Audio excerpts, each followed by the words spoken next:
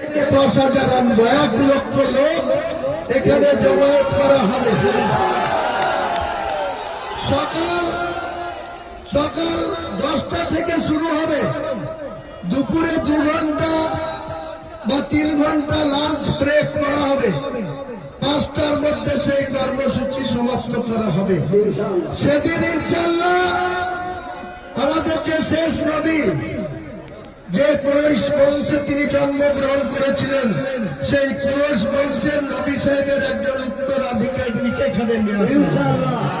এইসব চক্রান্তকারীদের যোগ্য জবাব দেওয়ার জন্য আমি সেদিনকে হাজির করবো পবিত্র মক্কা থেকে কুরাইশি বংশের নবী সাহেবের বংশের উত্তরসূরি একজন ইমাম।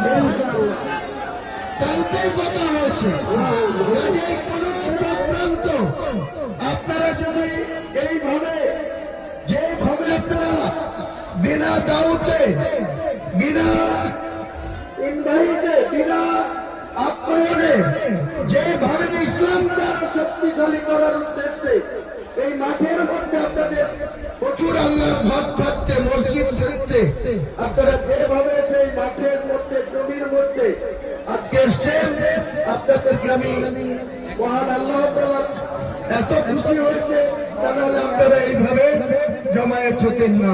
আগামী দিনে আমার সঙ্গে থাকবেন। আমি ভারতবর্ষের 40 কোটি মুসলমানদের সম্মান, ইজ্জত কেউ যদি না দিতে চায়, আমাদের অধিকার, আমাদের পবিত্র ঈমান আমরা রক্ষা করে যাব ইনশাআল্লাহ। কোন কেউ শত্রু নয়, আমরা মুসলিমদের কোন বিরোধিতা করতে যাব না, কিন্তু যদি আমাদের পবিত্র ইসলামকে কেউ কালিমামুক্ত করতে চায়, আমাদের প্রতিদিন খুঁজে কল আসছে, প্রতিদিন খুন করে দেওয়া হবে বলছে। আমি আল্লাহকে দেখিয়ে রেখেছি, এর জন্য যদি আমার মরণ হয়, আল্লাহ যদি সেটা লিখে থাকে, আমি সশরীরে আল্লাহর কাছে চলে যাব ইনশাআল্লাহ। এই কাজ সম্পূর্ণ করতে হবে, এই কাজের দায়িত্ব নিতে হবে ইনশাআল্লাহ। আমি সব সময় আল্লাহ, আমাদেরকে সৃষ্টি করার মালিক আল্লাহ, আমাদের মওতের মালিক আল্লাহ, আমাদের রিজিকের মালিক আল্লাহ। এই জায়গাটা আমরা সবাই একমত হয়ে চলব। সালামু আলাইকুম। আচ্ছা, আজকে আমাদের প্রথম জামাত এখনই শুরু হবে। প্রথম জামাত শেষ হওয়ার পর একটা করে আবার নতুন করে খুতবা এবং দ্বিতীয় জামাত হবে। ইনশাআল্লাহ শান্তভাবে সামনে থাকবেন।